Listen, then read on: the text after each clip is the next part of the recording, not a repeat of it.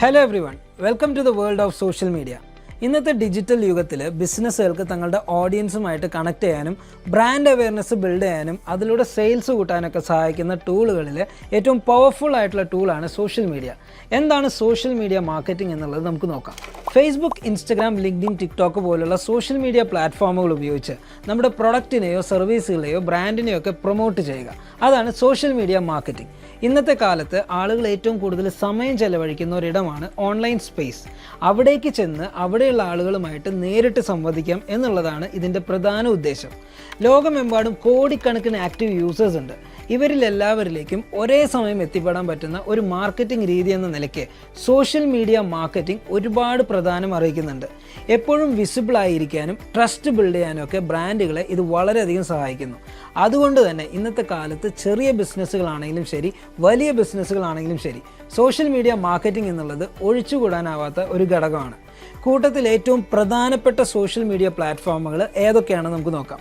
Facebook, brand അവയർനെസ്സിനെ പറ്റിയൊരിടമാണ് Facebook. ഇവിടെ ഒരു കമ്മ്യൂണിറ്റി ബിൽഡ് ചെയ്യാനും ടാർഗറ്റഡ് അഡ്വർടൈസിംഗ് നടത്താനും ഒക്കെ കുറച്ചും കൂടി എളുപ്പമാണ്.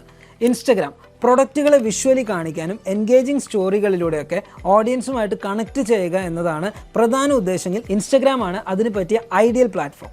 പിന്നെ വരുന്നത് ലിങ്ക്ഡിൻ ആണ്. പ്രൊഫഷണൽസിനുള്ള ഗോ ടു പ്ലാറ്റ്ഫോമാണ് ലിങ്ക്ഡിൻ. B2B മാർക്കറ്റിങ്ങിനും നെറ്റ്വർക്ക് ബിൽഡിംഗ് ചെയ്യാനൊക്കെ ആയിട്ട് ഏറ്റവും പറ്റിയ ഇടം. പിന്നെയുള്ളത് സ്നാപ്ചാറ്റ് ആണ്. ഇതൊരു ഫൺ ആൻഡ് ഡൈനാമിക് പ്ലാറ്റ്ഫോമാണ്. വളരെ ഷോർട്ടായിട്ടുള്ള ക്രിയേറ്റീവ് കോണ്ടന്റുകളിലൂടെ ആളുകളെ അട്രാക്ട് ചെയ്യാൻ പറ്റുന്ന ഒരിടമാണ് സ്നാപ്ചാറ്റ്. പ്രത്യേകിച്ച് ജെൻസി ആളുകളുടെയും മില്ലീനിയൽസിൻ്റെയും ഒക്കെ കാര്യത്തിൽ സോഷ്യൽ മീഡിയയിൽ നിങ്ങളുടെ ഓഡിയൻസുമായിട്ട് ശരിക്കും കണക്റ്റഡ് ആണെങ്കിൽ നമ്മൾ ശ്രദ്ധിക്കേണ്ട കാര്യങ്ങൾ എന്തൊക്കെയാണ് നമുക്ക് നോക്കാം. ആദ്യം തന്നെ നിങ്ങളുടെ ഓഡിയൻസിനെ കൃത്യമായി മനസ്സിലാക്കുക.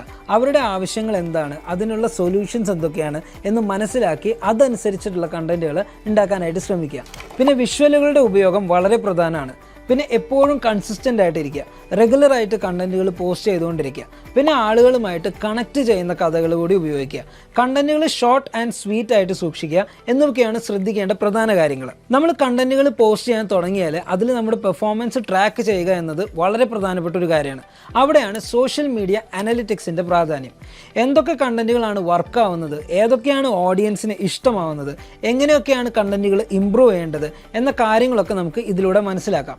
ഫേസ്ബുക്ക്, ഇൻസ്റ്റഗ്രാം പോലുള്ള പ്ലാറ്റ്ഫോമുകളിലൊക്കെ ഇതിനുള്ള ഇൻബിൽട്ട് ടൂളുകളുണ്ട്. ഇനി കോണ്ടന്റ് കലണ്ടർ എന്താണെന്ന് കൂടി നമുക്ക് പരിശോധിക്കാം. കൺസിസ്റ്റന്റ് പോസ്റ്റിങ്ങിൽ നിങ്ങളെ സഹായിക്കുന്ന ഒരു റോഡ് മാപ്പാണ് സത്യം പറഞ്ഞ ഈ കോണ്ടന്റ് കലണ്ടർ എന്ന് പറയുന്നത്. നിങ്ങൾ കോണ്ടന്റുകൾ മാസങ്ങൾക്ക് മുൻപോ ആഴ്ചകൾക്ക് മുൻപോ ഒക്കെ ആയിട്ട് തന്നെ പ്ലാൻ ചെയ്ത് തുടങ്ങേണ്ടതുണ്ട്. അപ്പോഴേ ലാസ്റ്റ് മിനിറ്റിൽ ഉണ്ടാകുന്ന ബുദ്ധിമുട്ടുകളും ബ്ലോക്കേഴ്സും ഒക്കെ ഒഴിവാക്കാൻ സാധിക്കുകയുള്ളൂ. സോഷ്യൽ മീഡിയ മാർക്കറ്റിംഗ് എന്ന് പറയുന്നത് റാൻഡം കണ്ടന്റുകൾ വെറുതെ പോസ്റ്റ് ചെയ്യുക എന്നതല്ല എന്ന് നിങ്ങൾക്ക് ഇപ്പോൾ ഏകദേശം ഒരു ഐഡിയ കിട്ടുകയാണല്ലോ. കൃത്യമായ പ്ലാനിങ്ങും ഒബ്സർവേഷനും ഒക്കെ ഇതിന് വളരെ പ്രധാനമാണ്. അപ്പോൾ മാത്രമേ നിങ്ങൾ ഉദ്ദേശിക്കുന്ന എൻഗേജ്മെൻറ്റ് നിങ്ങൾക്ക് കിട്ടുകയുള്ളൂ.